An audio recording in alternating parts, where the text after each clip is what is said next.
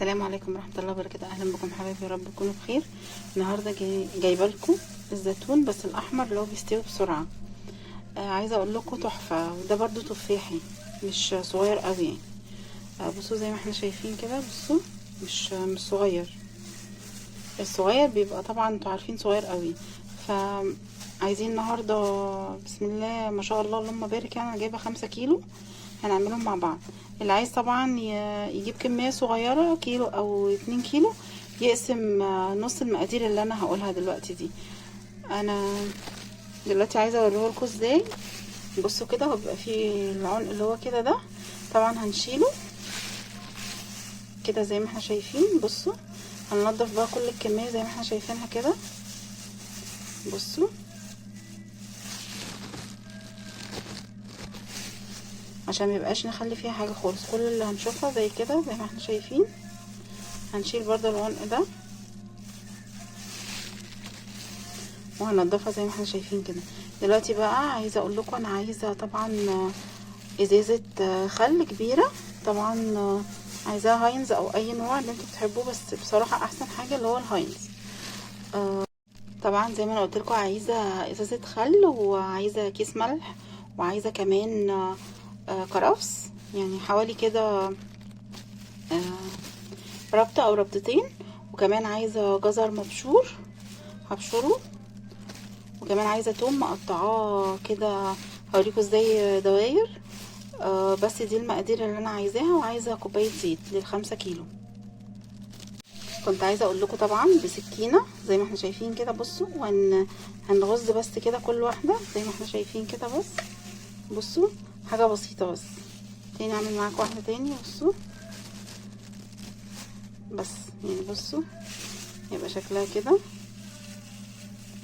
شايفين؟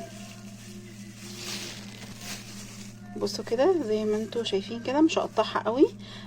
طبعا هو عشان هيتاكل على طول. هقول لكم دلوقتي بقى كمان، انتوا لو عايزين طبعا تخزنوه شويه، او مثلا عايزين تاكلوا الاخضر بقى غير الاحمر ده، برضو هعمله معاكم. ممكن تشقوها كده من الوسط كلها. طبعا عايزه اقول لكم برضو نختار الزيتون الحلو ازاي. بصوا دي كده مكرمشه، او زي ما بيقول عليها طبعا بتاع الخضار، ان ديت كده يعني ممرمطه، فدي ما نجيبهاش، دي مش هتكون حلوه. نختار طبعا اللي هي، بصوا زي ما احنا شايفين كده. بصوا تحس اللي هي طازه لسه قطفينها دلوقتي يعني من شجره الزيتون. وكده عايزه اقول لكم كل كميه خلصناها زي ما انتم شايفين. بصوا انا بفتحها كده فتحه بسيطه بس كده بالسكينه. دلوقتي طبعا نكون غاسلين البرطمان اللي هنعمل فيه كويس جدا ومنشفينه. دلوقتي بقى طبعا هنجيب ميه شويه ميه صغيرين، يعني حوالي كده لتر او نص لتر، عشان احنا هنزود خل طبعا وهنزود ليمون. نسيت اقول لكم طبعا احنا بنعصر كيلو ليمون، او اللي بيحبوا مزز قوي يعصر 2 كيلو ليمون. دلوقتي زي ما احنا شايفين كده، احنا جبنا البرطمان طبعا اللي هنخلل فيه دلوقتي، وده الخل اللي انا قلت لكم عليه هاينز، او اي خل عندكم براحتكم. طبعا زي ما احنا شايفين برضو ده هوريلكم كده الجزر ده مبشور طبعا زي ما احنا شايفين. وكمان طبعا انا قلت لكم، بص عايزه 3-4 كده روز توم واقشرهم زي ما انتم شايفين كده بالشكل ده كده، زي ما احنا شايفين كده، دواير كده صغيره، مش تخينه او رفيعه او وسط. بصوا كده ده الكرفس، طبعا انا مقطعه كرفس. وكمان زي ما انتم شايفين كده، انا الورق طبعا بقطعه، يعني نص بقطع الورق ونص بقطعه عادي صغير. ده بقى لتر ميه. دلوقتي زي ما انا قلت لكم هنجيب كيس ملح وهندوبه في الميه دي كده زي ما احنا شايفين. هبدأ كل كيس الملح كده فضيه كده. بقى هنحاول ندوب طبعا الملح كده في الميه لغايه ما يدوب كله. بصوا انا طبعا ممكن اللي حابب يحط فلفل حامي يحط، بس انا بنحبه بصراحه مش حراق يعني.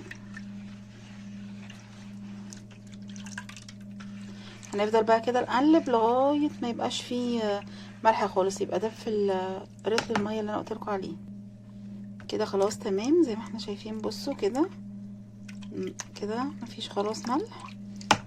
دلوقتي بقى نجيب البرطمان زي ما احنا شايفين كده. بسم الله.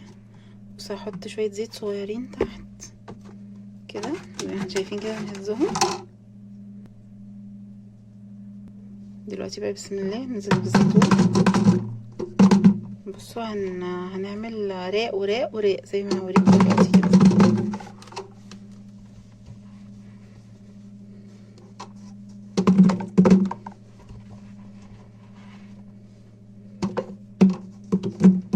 كده خلاص كده بقى نحط كده. بصوا جزر مبشور، وبعد كده كمان هنحط زي ما احنا شايفين كده الكرفس، وبعد كده هنحط الثوم زي ما احنا شايفين كده. هنحط عودين كده ورق راولة، وطبعا بيحفظ بجد الزيتون جدا. هحط شوية زيت تاني صغيرين برضو مش كتير، يعني حوالي معلقتين 3 كده. هحط بقى الخل بسم الله حوالي كده ربع كوبايه. هنكرر بقى الزيتون كله زي ما قلت لكم كده. هنعمل برضو رق تاني كده زيتون، اعمل معاكم تاني رق او طبقه تاني، وبعد كده بقى زي ما احنا شايفين كده.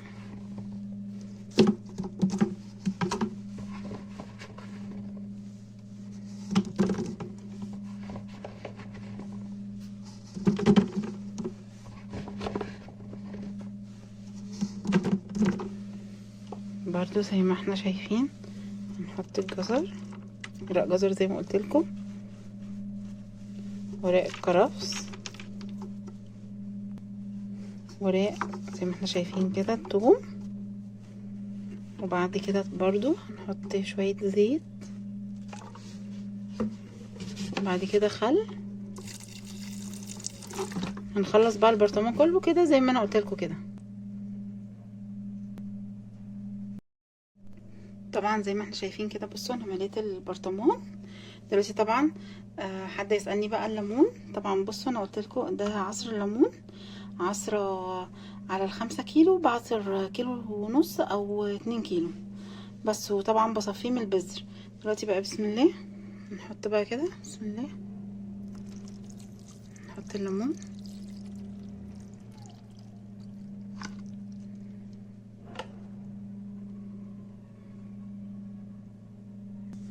دلوقتي كده زي ما احنا شايفين بقى بسم الله هنزود بقى المية كده بالملح اللي احنا عاملينها كده زي ما احنا شايفين. بصوا كمان بقى احط شوية زيت كده، اقفله من فوق كده بشوية زيت بسم الله. طبعا يكون زيت ملهوش ريحة يبقى احسن. طبعا زي ما احنا شايفين يا حبايبي كده احنا حطينا طبعا طبقة الزيت عشان الزيت بيبقى عازل ما يخليش الزيتون يبوظ. دلوقتي بقى طبعا الليمون اللي احنا عصرناه هنحط القشر كده من فوق زي ما احنا شايفين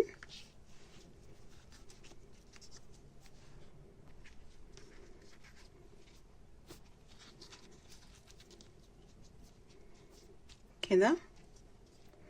دلوقتي بقى بكيس هنحط كيس، وبعد كده نقفل بالغطا كده زي ما احنا شايفين. اي كيس عندنا نضيف. بعد كده نجيب الغطا بتاع البرطمان ونحاول بقى نقفله كويس جدا.